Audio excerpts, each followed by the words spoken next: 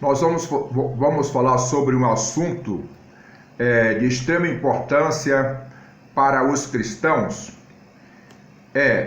sobre o sexo anal. O que a Bíblia fala do sexo anal? O que a Bíblia fala do sexo de mulher com mulher e de homem com homem?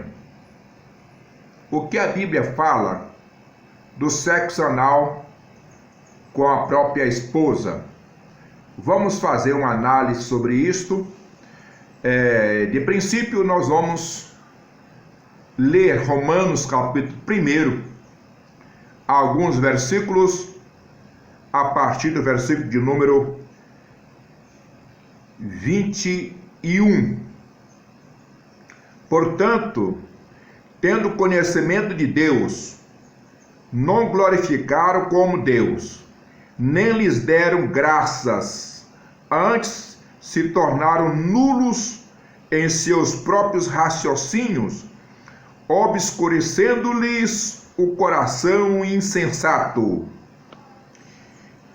inculcando-se por sábios, tornando-se loucos, e mudaram a glória de Deus incorruptível em semelhança da imagem de homem corruptível, bem como de aves, quadrúpedes e répteis. Por isso, Deus entregou tais homens à imundícia, pelas concupiscências de seu próprio coração, para desonrarem o seu corpo entre si. Pois eles mudaram a verdade de Deus em mentira, adorando e servindo a criatura em lugar do Criador, o qual é bendito eternamente. Amém. E por causa disso, os entregou Deus a paixão infames, porque até as mulheres mudaram o modo natural de suas relações íntimas por outro, contrário à natureza. Semelhantemente, os homens também, deixando o contato natural da mulher, se inflamaram mutuamente em sua sensualidade, cometendo torpeza, homem com homem, e recebendo em si mesmo a merecida punição de seu erro. O apóstolo Paulo, escrevendo essa carta aos Romanos, ele deixa muito claro que Deus se ira com o homem, se ira com a mulher, quando estes mudam o modo natural de suas relações sexuais. E ele diz que a causa principal desse desmando mental, psicológico, desse desejo contra a própria natureza, a sua originalidade está no homem adorar a criatura em vez de adorar o Criador. Isso abrange muita coisa, e dentre elas as imagens de escultura, as pessoas que deixam de adorar a Deus para adorar aquilo que é criado pelo homem, no caso de imagem de escultura, ou qualquer outra coisa que o homem crie, e que as pessoas admiram tanto por essa criação, que em vez de glorificar a Deus, adorar a Deus, exaltar a Deus, exalta-se o próprio homem. Então a idolatria, ela é muito vasta. A pessoa pode idolatrar o dinheiro, a fama, a riqueza. Qualquer tipo de idolatria traz a ira de Deus. sobre o idólatra. E em consequência disso, diz aqui a Bíblia, que Deus entrega a esse homem as suas paixões infames. Deus entrega esse homem para que ele possa viver nas suas paixões infames. E ele diz aqui o seguinte, que a sensualidade de homem com homem, mulher com mulher, é torpeza e é desonra. Então o homem desonra o seu próprio corpo quando faz relação sexual com outro homem. A mulher desonra o seu corpo quando faz relação sexual com outra mulher. E nós vemos que muitos casais transformam a sua esposa em homem quando faz relação anal com essa esposa.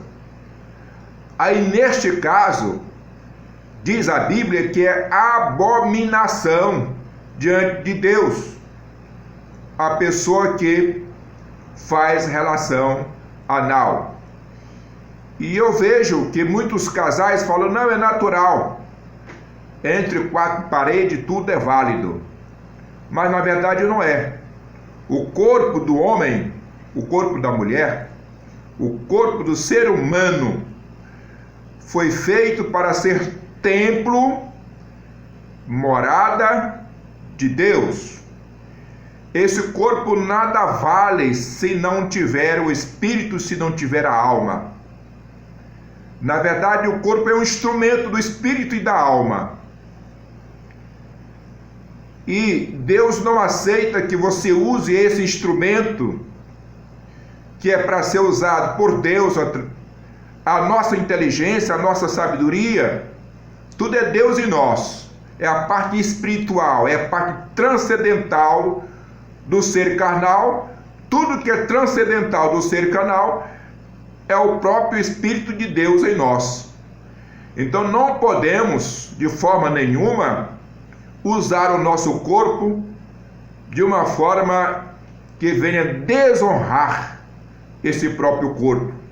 O apóstolo Paulo, falando aos coríntios, ele disse que o homem que faz relação sexual com uma meretriz ou com uma prostituta, une-se com essa prostituta em uma só carne e comete o pecado com a sua própria carne, quando ele faz a separação do pecado do corpo, pecado da alma e do espírito.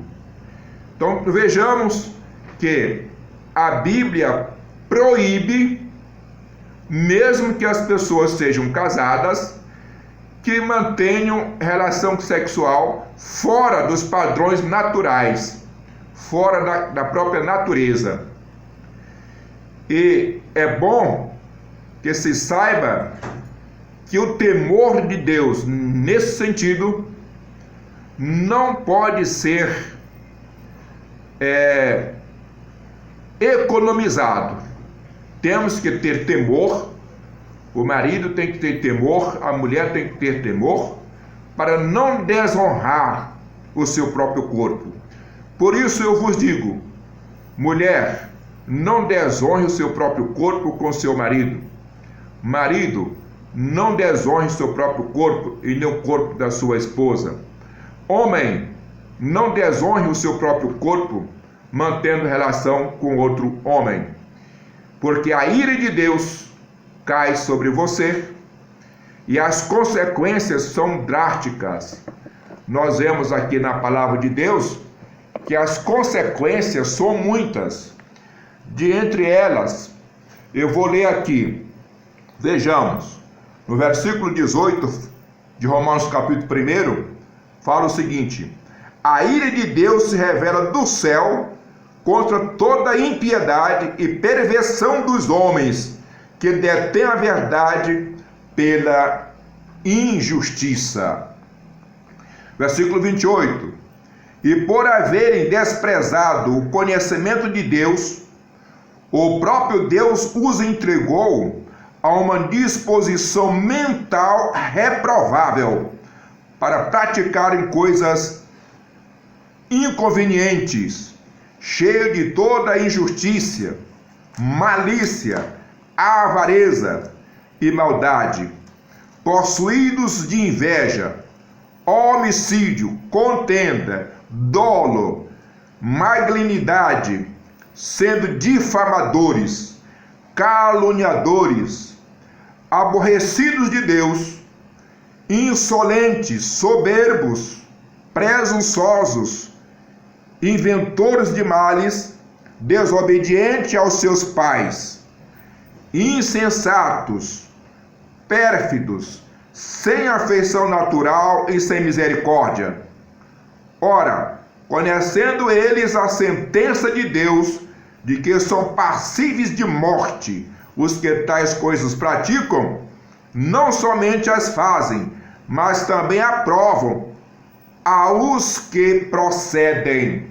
Então vejamos que a sentença de Deus para as pessoas que abominam o seu corpo é muito drástica.